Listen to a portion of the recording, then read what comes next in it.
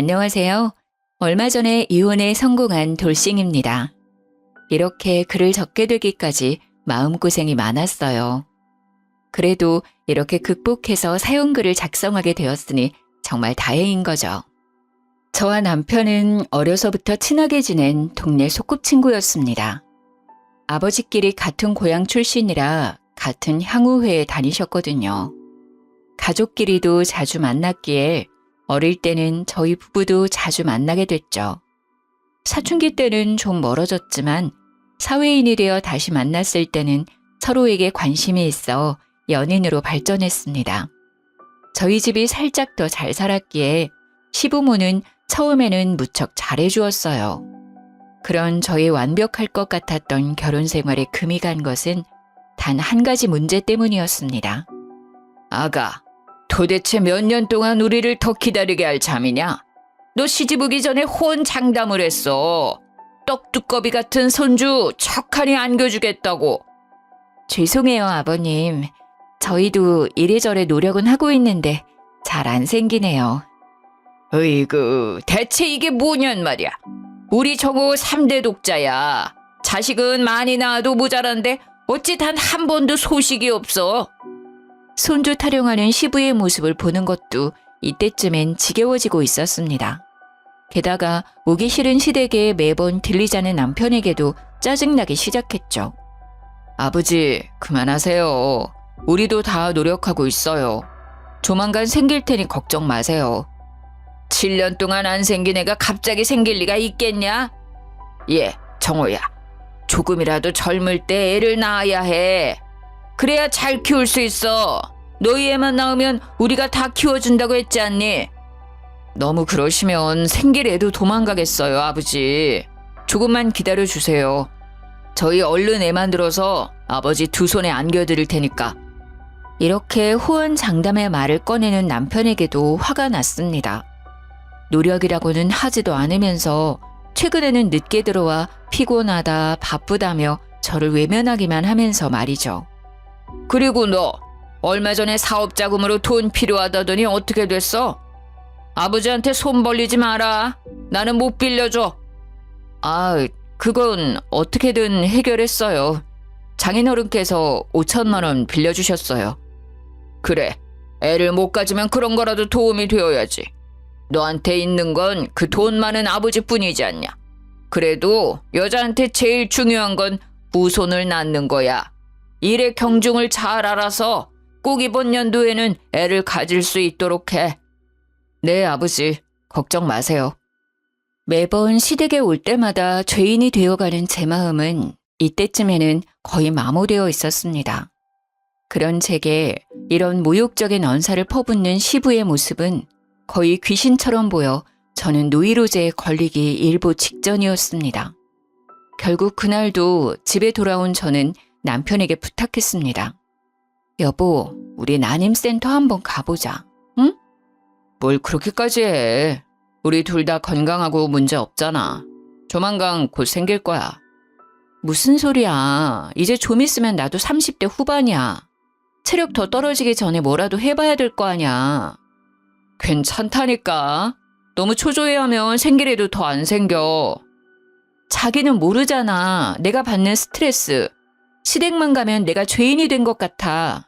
매번 똑같은 이유로 구박받는 내 기분 자기는 절대 몰라. 시댁에 다녀온 날에는 하루도 빠짐없이 저와 남편은 다툼이 생겼습니다. 이유는 난임센터라도 가보고 싶은 저와 그럴 필요 없다는 남편의 의견이 항상 충돌했기 때문이었습니다. 내가 그걸 아니까 매번 아버지 잘 타이르고 있잖아. 나한테만 왜 자꾸 뭐라고 하는데. 그리고 난임센터 가려면 자기 혼자서 가봐. 나는 절대로 거기 안 갈 거야. 문제 있는 사람 취급하는 것도 하루 이틀이지. 그럼 나더러 어쩌라는 건데. 왜 매번 내가 그런 이야기를 들어야 해? 나도 우리 집에서는 귀한 외동딸이야. 이런 이야기 들어야 할 이유가 전혀 없는 사람이라고. 설사 나한테 문제가 있다 하더라도 요즘 세상에 어떻게 그런 말을 하실 수가 있냐고. 하고 싶은 말 있으면 아버지한테 직접 이야기해. 나한테 이런 이야기 백날 해봤자 소용없어. 당신이 나랑 계속 살고 싶으면 어쩔 수 없는 거 아니야? 남편과의 대화는 거의 극을 치달았습니다. 모욕을 받아 스트레스에 심하게 노출된 저와 시부와 저 사이에서 아무것도 하고 싶어 하지 않는 남편. 저는 그때까지만 해도 남편을 좋아하는 마음이 더 컸기에 이 모든 것을 감내하고자 했어요. 바보처럼.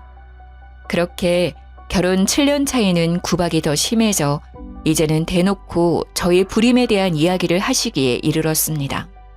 그러나 그건 제가 생각한 것보다 더 수치스럽고 힘든 일이었어요. 다년간의 폭언으로 단련된 저도 부모님과 관련되니 참을 수 없었거든요. 이혼을 결심한 그날은 김장 때였습니다.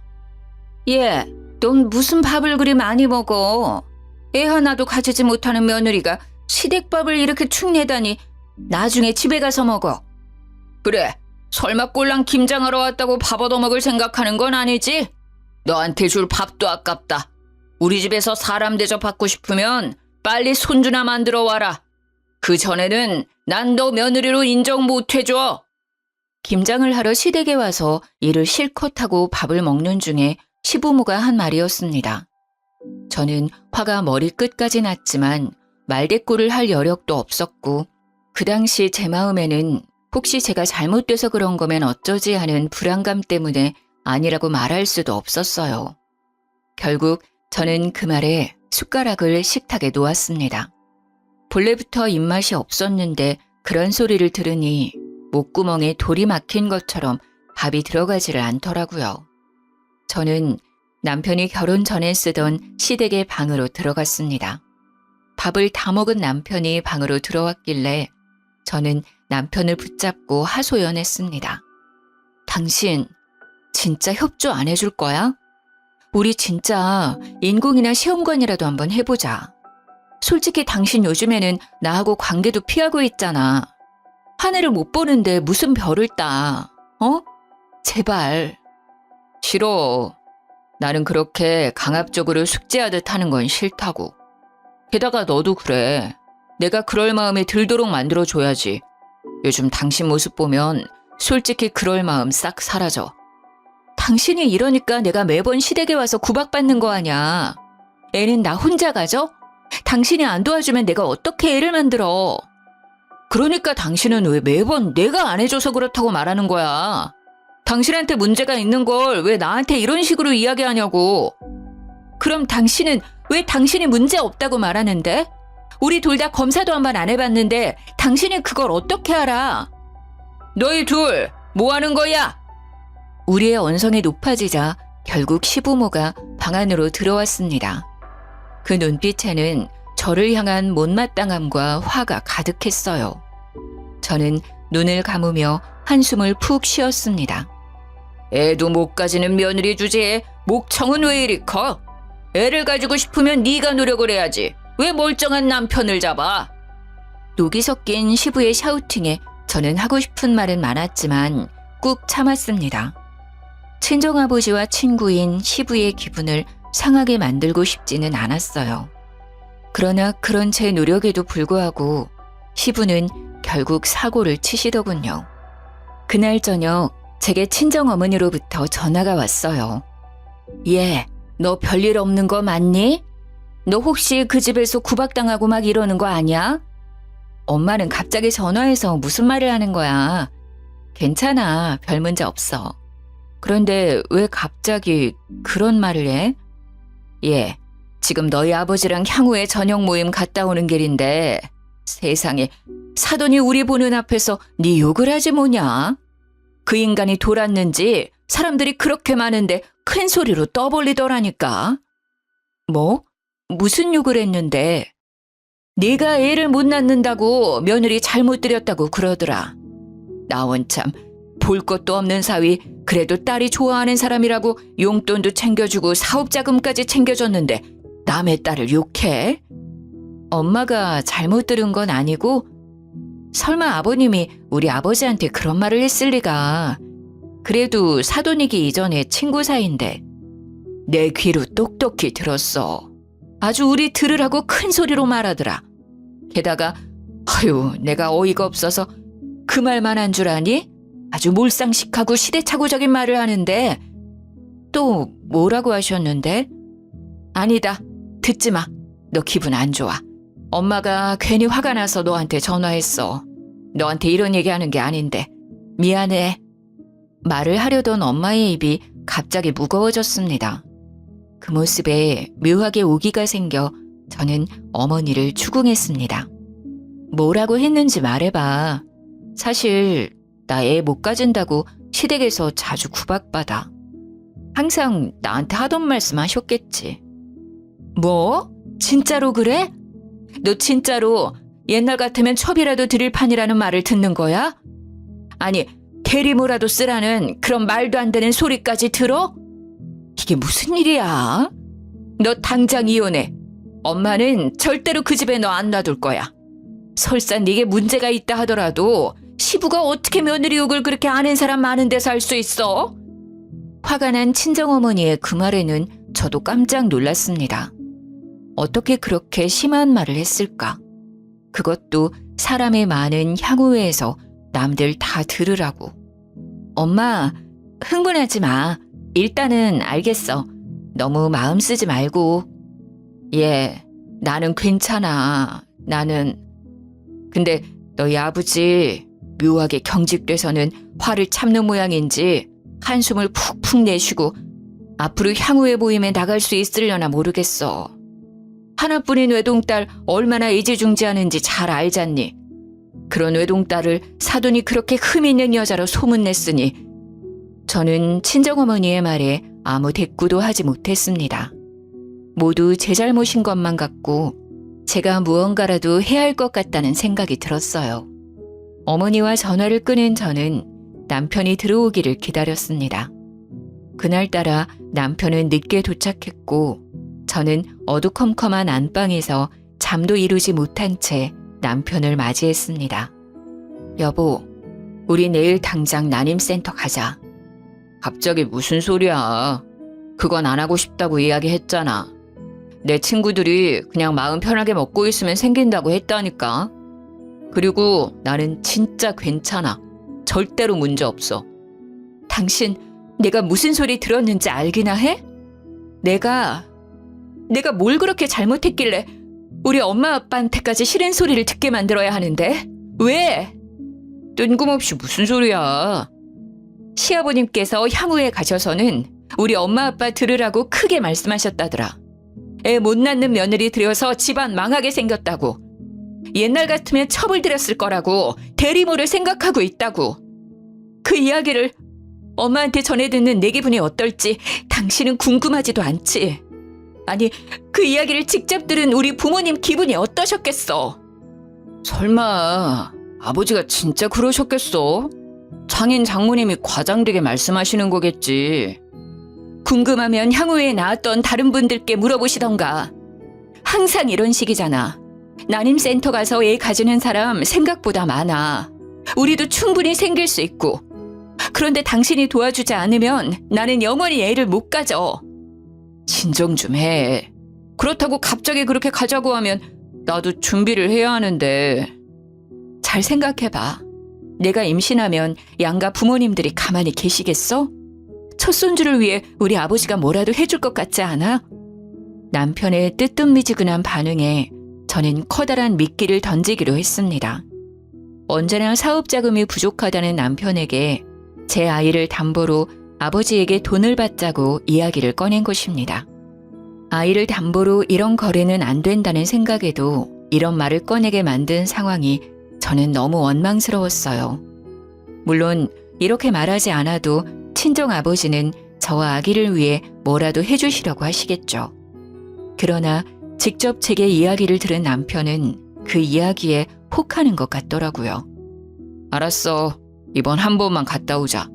다음번은 안 갈 거야. 알았지? 어차피 내 문제는 아니라는 거 거의 확실하다니까. 당신이나 마음의 준비를 해. 당신이 문제면 진짜 답도 없어.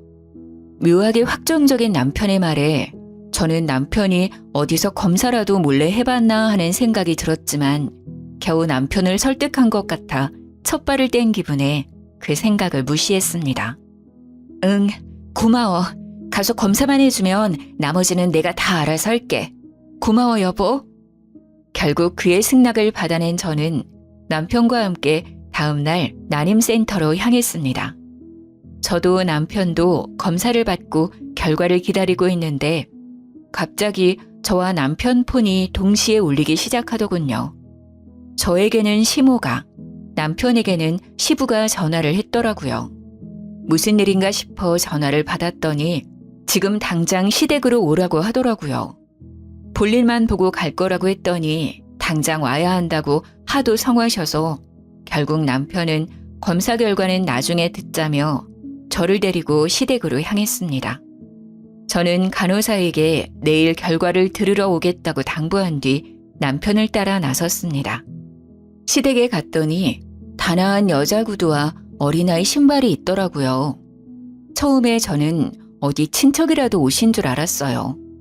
거실에는 시부모님이 싱글벙글 어린아이를 안고 계셨고 그 앞에는 한 여자가 앉아 있었어요. 짧은 머리가 유난히 잘 어울리는 여자였어요. 그녀는 저를 한 번 슬쩍 보더니 싱긋 웃고는 다시 아이를 안고 있는 시부를 쳐다보았어요. 저는 남편의 옆구리를 찌르며 물었습니다. 여보, 저 사람 누구야? 제 말에도 묵묵부답인 남편의 옆얼굴은 이상하게 잔잔했습니다. 오랜만에 만난 사이라면 반가울 법도 한데 말이죠. 그런데 남편이 그 여자 옆에 앉더라고요. 저도 그래서 남편의 옆에 자리를 잡고 앉았습니다. 정호야, 이 여자가 너 찾아왔어. 우리는 대충 얘기를 들었다만 네 안사람도 들어야 되지 않겠니? 여러모로 정리를 하려면. 저는 시모의 말을 이때까지만 해도 이해를 할 수 없었습니다. 그러나 시모의 말에도 남편은 말을 꺼내지 못하고 있었습니다.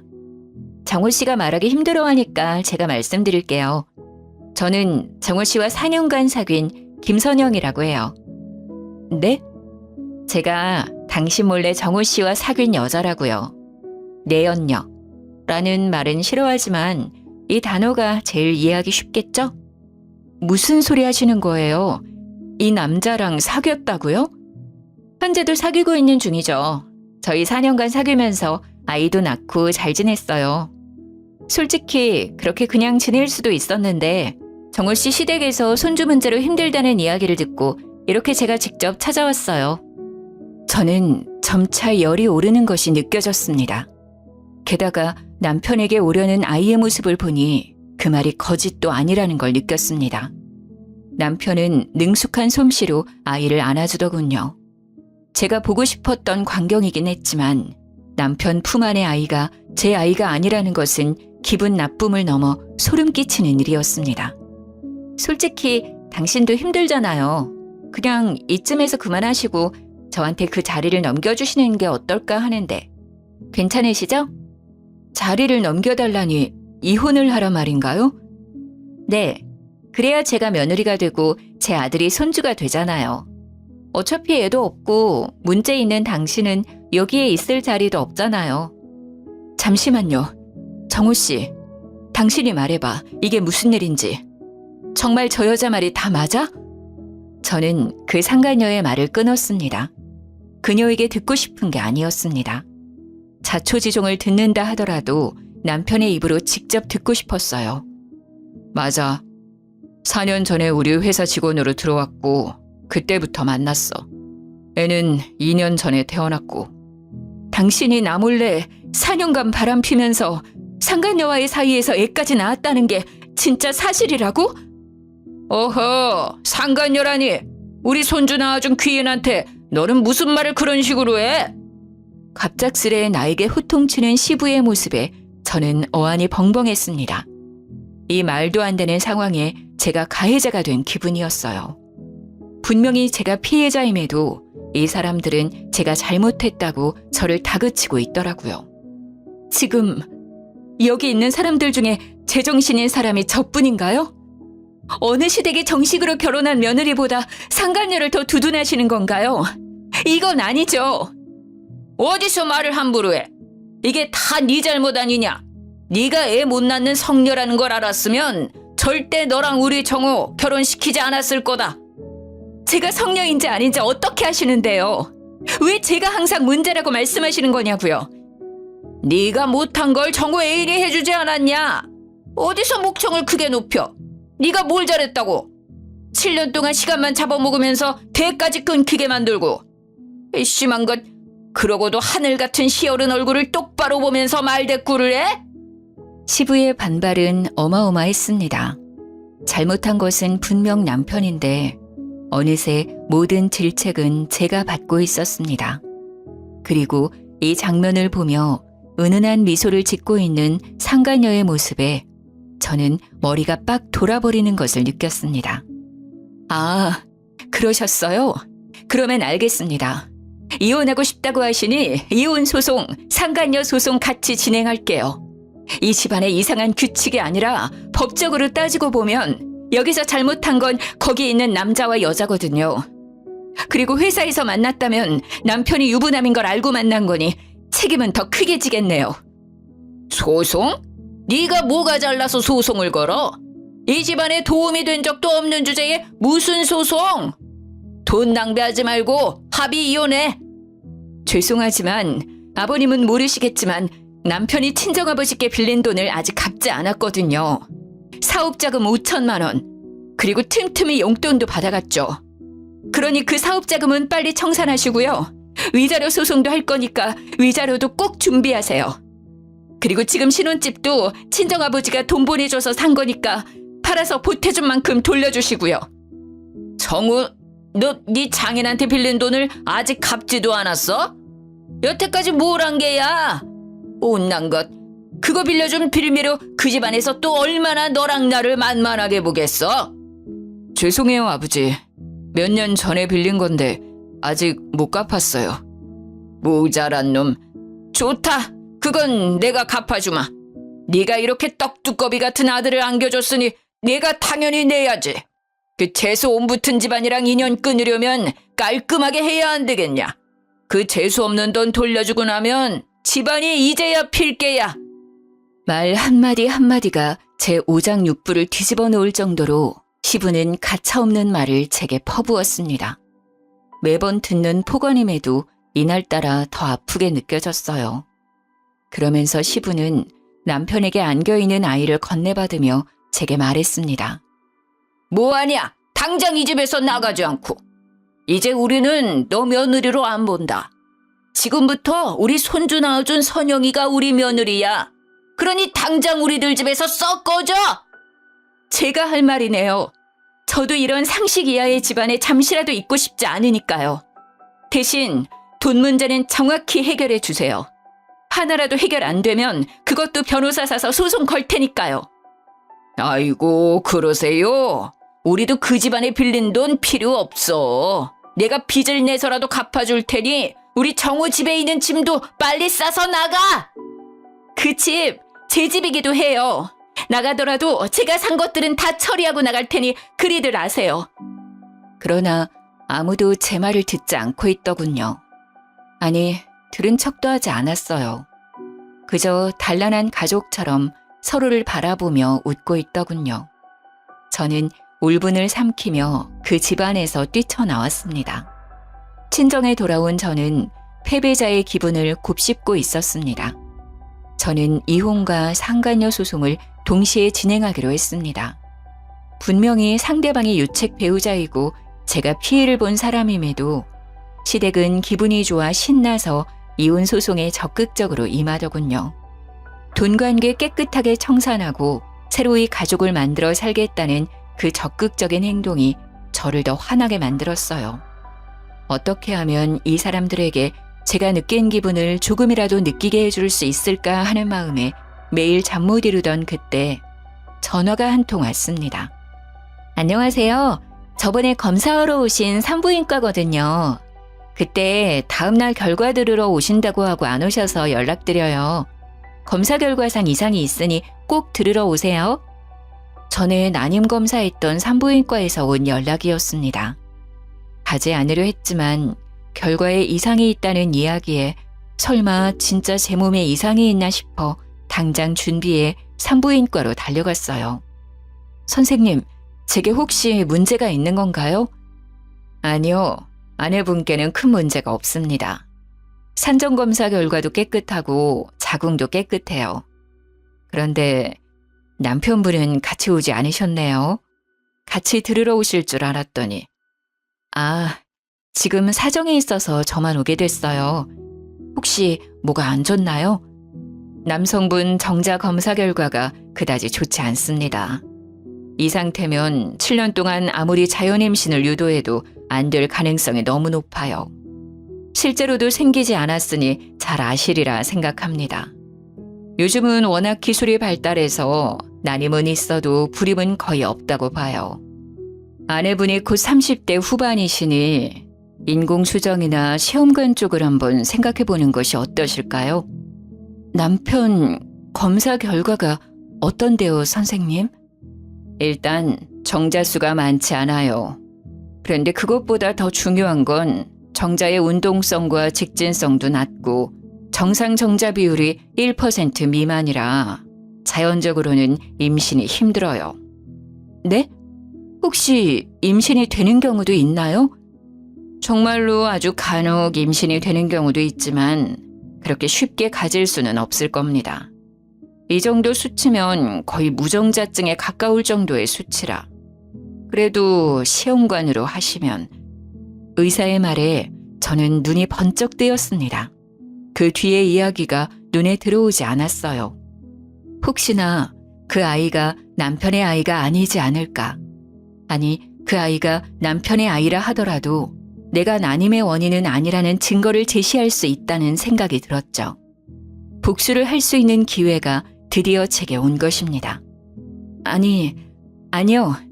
저기 선생님, 혹시 검사 결과를 집으로 보내도 될까요? 남편과 연락이 잘 안 돼서 우편으로 보내면 잘 볼 것 같거든요. 네, 그럼 나가는 길에 주소 알려주고 가시면 검사 결과 보내드릴게요. 그리고 이 정도로 안 좋은 검사 결과라도 가능성이 없지 않으니 나중에라도 꼭 찾아오세요. 저는 나가면서 간호사에게 시댁 집 주소를 알려주었습니다. 혹시나 몰라 한 통 더 남편의 회사로 보내기로 했죠. 그리고 며칠 지나지 않아 모르는 번호로 전화가 왔습니다. 여보세요? 누구세요? 저 정호 씨 와이프예요. 우리 얘기 좀 해요. 정호 씨 와이프라. 아직 이혼은 소송 중이라 그쪽은 상관여고 제가 와이프인데. 뭐 이제 와서 그런 건 상관없겠죠. 그런데 무슨 일 때문이시죠? 당신이 우리 집에 그거 보냈죠? 그거라니 뭘 말하는 거죠? 검사 결과지요. 그걸 보낸 의도가 뭐예요? 의도라니. 이혼 소송 전에 검사한 건데 김정호 씨도 알아야죠. 일단 만나서 이야기해요. 급히 전화를 끊는 걸 보니 시모가 집에 있었던 모양입니다. 저는 상간녀의 모습을 보며 그녀에게 문제가 있다는 것을 짐작했어요.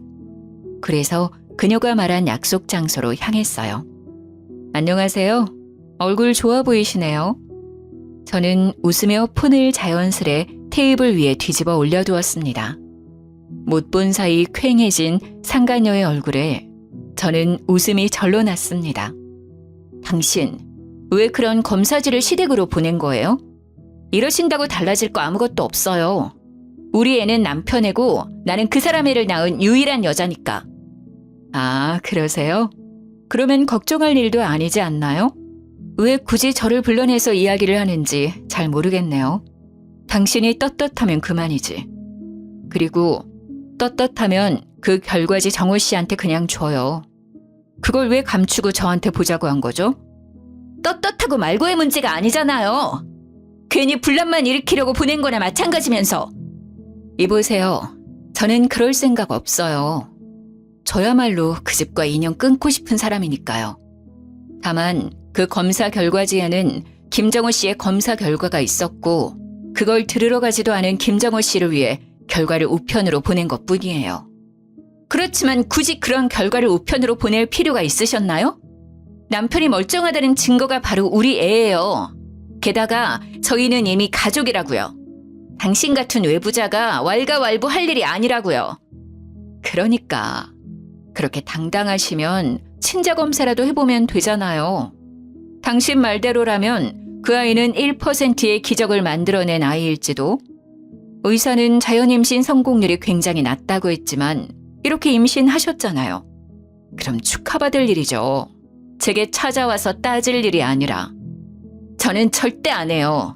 제가 왜 친자 검사를 해요? 우리 애는 정우 씨 애가 확실하다고요. 그러세요? 다행이네요. 김정우 씨 3대 독자라 시부모께서 손주에 대한 애정이 남다르시거든요. 그때 보셔서 아시겠지만 손주라면 간이고 쓸개고 다 빼주실 위인이시라. 저는 상간녀의 얼굴이 허옇게 질린 것을 보고 웃어주었습니다. 그리고는 말이 다 끝난 것처럼 자리에서 일어나며 뒤집어 놨던 폰을 들어서 귀에 댔습니다. 다 들었지, 김정우 씨? 걱정할 필요 없겠는데? 이렇게 대쪽같이 당신애라는데 거짓말은 아니겠지. 친자검사는 자기가 알아서 하시고 이제 둘이 이야기하면 되겠네. 저는 폰 너머 소리치는 남편의 목소리를 무시하며 전화를 끊었습니다. 제 모습에 상간녀의 얼굴이 허옇게 질렸더라고요. 당신 뭐 한 거야? 설마... 네, 방금 그 전화 김정원 씨고요. 똑같은 검사지 그 사람 회사에도 하나 더 보냈어요. 혹시 누가 헛수작해서 못 볼 수도 있으니까요. 제 예상에 맞아서 그렇게 하셨죠. 여기 들어오기 전에 전화 왔길래 우리 대화 들려준 것뿐이에요. 괜찮죠? 어차피 당신은 거리낄 것 없잖아요. 미친... 그때 그녀의 전화벨 소리가 울리는 것이 들렸습니다. 가방에서 폰을 꺼낸 상간녀의 표정이 순식간에 일그러지더군요. 분명 남편이 전화한 거라 생각한 저는 말했습니다. 그럼 두 분이서 즐거운 대화 나누세요. 저는 이만. 저는 가슴속에 맺혀있던 돌덩이가 시원하게 내려가는 기분을 느끼며 밖으로 나왔습니다. 카페 창문 너머로 보이는 상간녀의 쩔쩔매는 모습이 어찌나 보기 좋은지 저는 피식피식 나오려는 웃음을 참느라 애썼습니다. 정말 단 하루 만에 세상이 다르게 보이더라고요. 상간녀의 모습을 보아하니 그녀도 귀가 구린 구석이 있었나 보더라고요. 그렇게 일이 끝나는 줄 알았습니다만 몇 주 뒤 남편이 저를 찾아왔어요. 여보, 우리 이야기 좀 해. 미안한데 난 할 말 없어, 김정호 씨. 그리고 여보라고 부르지 마. 곧 관계 청산할 사이에 무슨 여보? 게다가 당신 여보는 시댁에 잘 있지 않아? 당신 애도. 우리 제발 이제 그만하자. 내가 사과할게. 내가 인정할게. 이혼 소송 취소하고 다시 돌아가 우리. 미안한데 나는 그 집에 안 돌아가. 나 나갈 때 무슨 소리를 들었는지 당신도 잘 알지? 그런 소리를 듣고도 다시 돌아오라는 말을 해? 당신 시부모님이 나 다시 돌아오는 거 불쾌하게 여기실 거 아니야. 어머니도 아버지도 이제 2번 다시 당신한테 안 그럴 거야. 내가 무조건 못하게 막을게. 당신이 원하면 본가는 나 혼자 다닐게. 뭐든 당신한테 다 맞춰줄 테니까 제발 다시 시작하자 우리. 정신 차려. 당신 애 아빠야. 상간녀랑 사이에 애까지 가져놓고 나한테 와서 도대체 왜 이러는데? 애랑 그 여자랑 알콩달콩 살아. 내 애가 아니었어. 그랬어? 그런데 어쩌라고? 비장하고 오열하는 듯 말하는 남편에게 저는 덤덤하게 되받아쳤습니다. 내 애가 아닌 다른 남자 애였어. 그때 나랑 동시에 만나던 사람이 있었는데 그 남자 아이래. 그 남자랑 동거하면서 생긴 아이라고 하더라고. 그때 나한테 온 건 이미 계획된 거였더라고. 우리 집이 돈이 많을 것 같으니까. 그 남자하고 이야기해서 우리 집에 들어와서 사는 걸로. 믿고 싶지는 않은데 그 남자와 여전히 만나고 있더라고. 그래? 근데 그게 다 나랑 뭔 상관이야? 우린 이미 이혼 소송 진행 중이야. 그리고 난 그 상간녀 소송도 취하할 생각 없거든?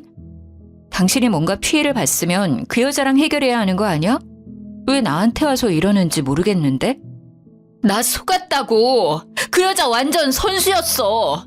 그런 미친년한테 속은 내가 불쌍하지도 않아?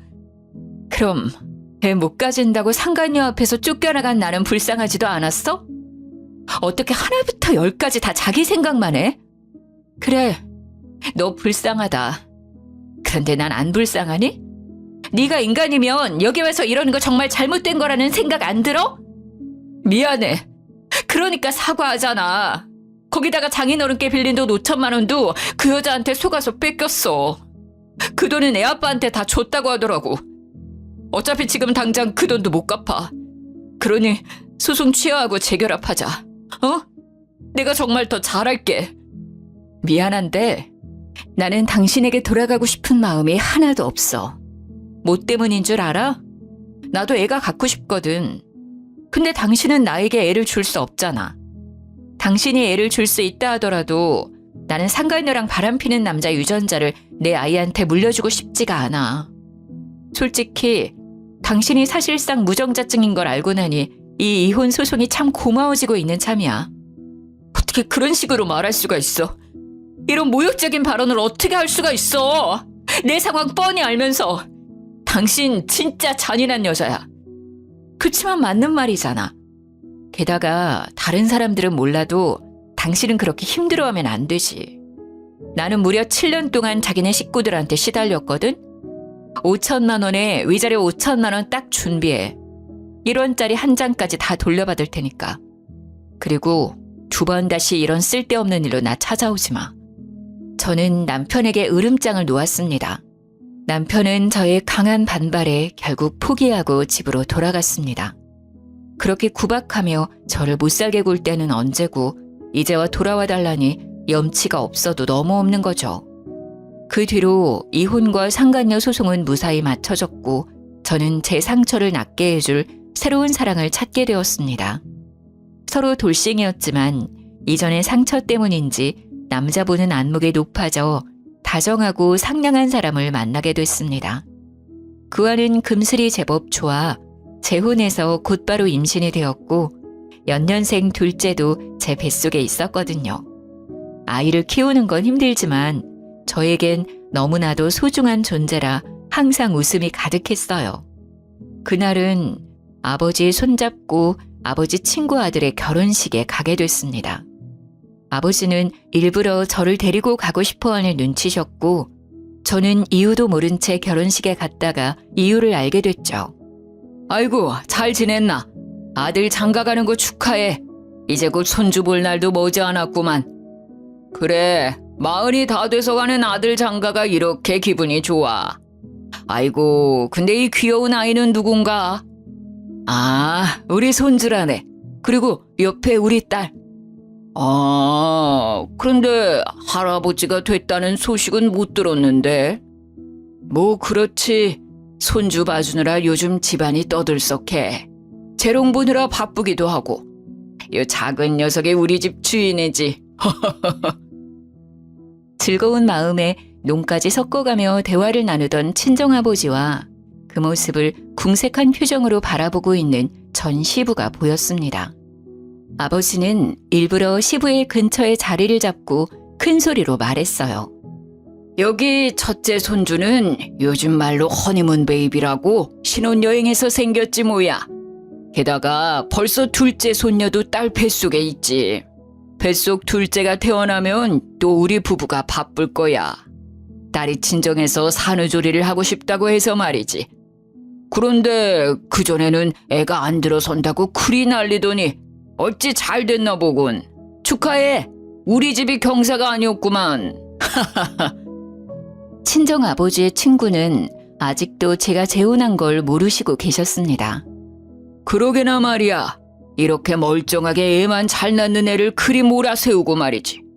요즘에는 손주가 말이 많이 늘어서 말이지. 같이 놀면 재미가 있어. 날 닮았는지 배우는 것도 빠르고.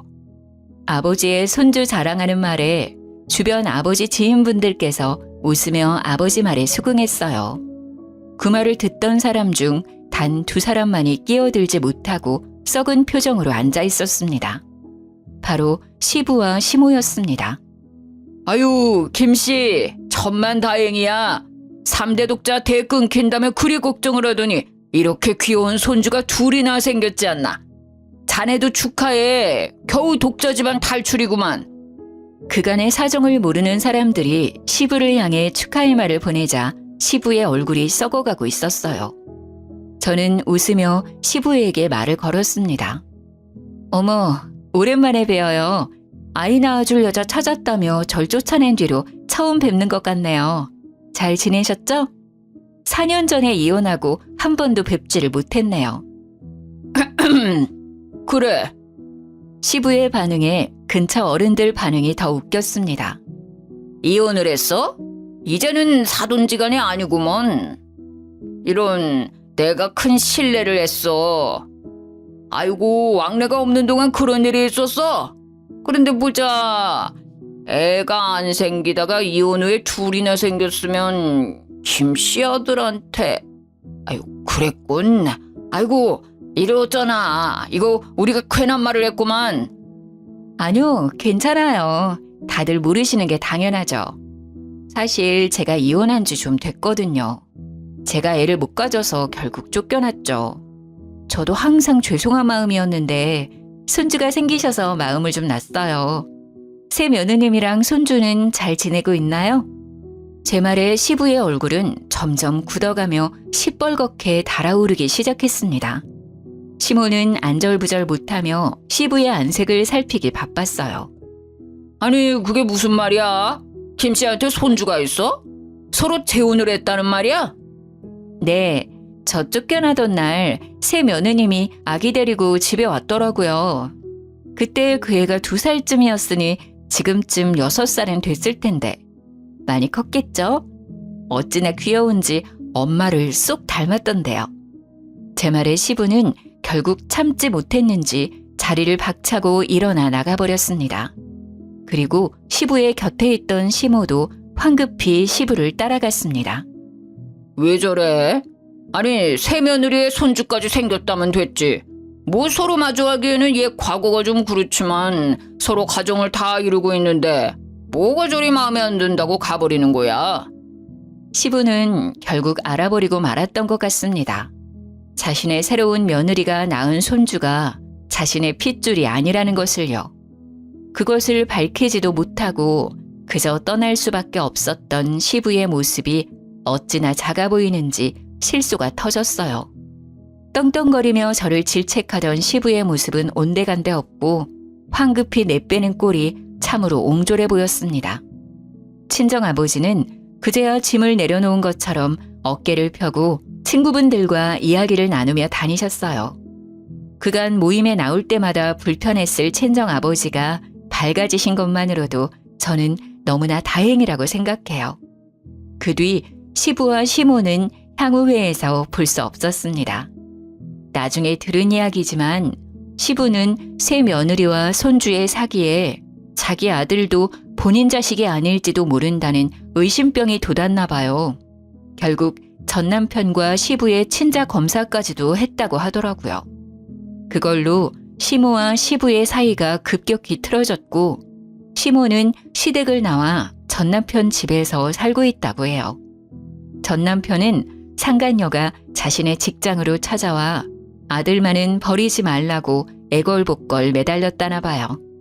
그걸 매몰차게 내쫓아버리는 모습에 회사에서는 천하의 나쁜 놈이 되었고 결국 그 아이가 자기 아들이 아니라는 말은 하지 못한 채 자진 퇴사를 했다고 하더라고요. 정말 웃긴 일이 아닐 수 없네요. 그러게 제가 애초부터 난임 검사를 하자고 요구할 때 했으면 나중에 그런 사기꾼 여자에게 사기를 당할 일은 없었을 텐데. 그 여자에게 기분은 나빴지만 어찌 보면 다행이에요. 계속 그 집구석에 있었으면 저도 미쳐버렸을지도 모르니까요. 어때요? 제 이혼 이야기가 재미있으셨나요? 사실 저도 가끔 이 일을 떠올리면 웃길 때가 있어요. 제가 행복하다는 반증이겠죠? 지금까지 저와 함께 웃어주셔서 감사해요. 그리고 이번에는 꼭 행복해질게요.